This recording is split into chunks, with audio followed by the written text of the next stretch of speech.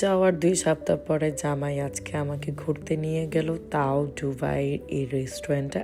বাংলাদেশের ছোট্ট একটা দুবাই রেস্টুরেন্টে চলে গেলাম, তাও সবার লাস্টে। মনে হয় আমি গিয়েছি, কারণ এটা ১ থেকে ১.৫ বছর আগে ওপেন হয়েছে, আর ১-১.৫ বছর পরে আমি যাচ্ছি। দেখো কতটা ব্যস্ত থাকি আমি, তাই না বলো? যাই হোক, ব্লগটা শুরু করে দেওয়া যাক। সো হ্যালো এভরিওয়ান, আসসালামু আলাইকুম। আমি সুরমা, এটা আমার নিউ ব্লগ। এডিট করে রেখেছি বেশ অনেকদিন আগে, কিন্তু আমার কোনোভাবেই কণ্ঠটা ঠিক হচ্ছিল না। সেই দিন আসার পথেই আমার গলাটা খুব ব্যথা করতেছিল, তখনই আমি বুঝে গিয়েছি যে না, আমার মনে হয় গলাটা ভেঙে যাবে, ঠান্ডা লাগবে এমন কিছু। কিন্তু হ্যাঁ, সত্যি সত্যি বাসায় এসে দেখি মুখ দিয়ে সাউন্ডই বের হইতেছে না, তাও টুকটাক কথা বলতে পেরেছি রাত্রে।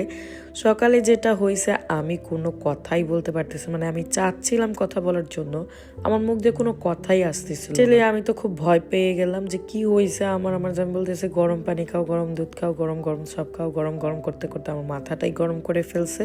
তারপর ওর উপরে কতক্ষণ বোবা মানুষের মতো চিল্লাইলাম, মুখ দিয়ে তো আর সাউন্ড করতে পারলাম না, এমনি চুপ চাট চুট কি জানি বলে এমন করে ওর সাথে রাগারাগি করলাম কতক্ষণ।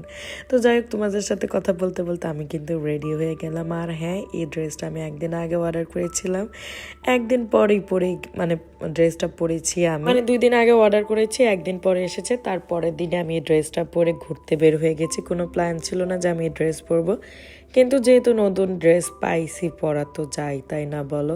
অলরেডি ঈদের 3-4টা ড্রেস নতুন আছে, এখনো পর্যন্ত ওগুলো পরি নাই।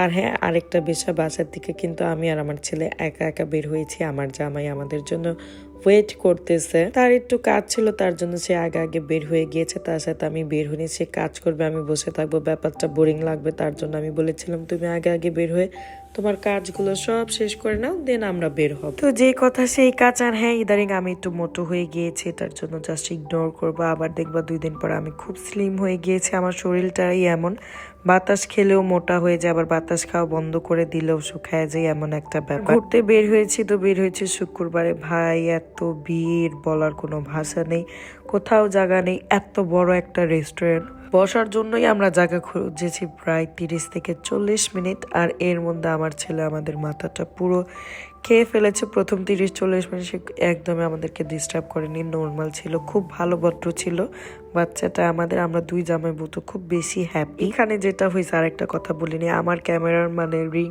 একটা ভেঙে গিয়েছে, আমি খেয়াল করিনি, এটা দিয়ে ভিডিও করতেছিলাম।